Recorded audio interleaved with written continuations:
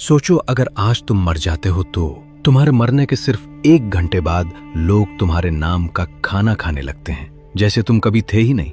घर वही रहता है, दीवारें वही, मगर तुम नहीं होते, और जिंदगी बगैर रुके आगे बढ़ती रहती है। एक दिन गुजरता है और तुम्हारे अपने भी आहिस्ता आहिस्ता अपनी मसरूफियात में वापस चले जाते हैं। किसी को तुम्हारी खामोशी सुनाई नहीं देती, क्योंकि हर शख्स अपनी जिंदगी के शोर में गुम होता है। तुम जिस दुनिया को अपना सब कुछ समझते थे वो तुम्हारे बगैर भी चलती रहती है।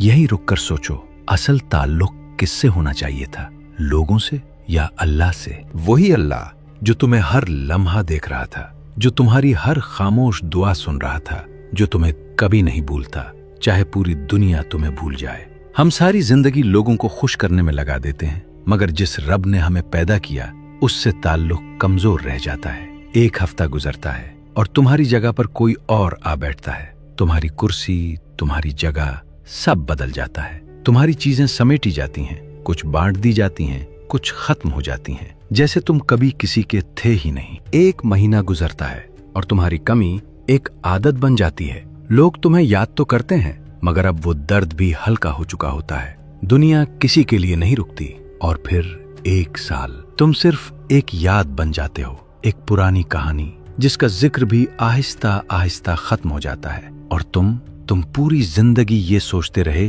कि लोग क्या कहेंगे, कभी ये नहीं सोचा कि अल्लाह क्या कहेगा। सच ये है कि कयामत के दिन न वो लोग साथ होंगे जिनके लिए तुमने खुद को बदला, न वो आवाजें जो तुम्हें डराती रहीं। वहां सिर्फ तुम होगे और तुम्हारा रब, तुम्हारे आमाल, तुम्हारी नीयतें, तुम्हारा सच। इसलिए लोगों के लिए नहीं, अल्लाह के लिए जियो। अपने दिल को उससे जोड़ो जो कभी तुम्हें नहीं छोड़ता।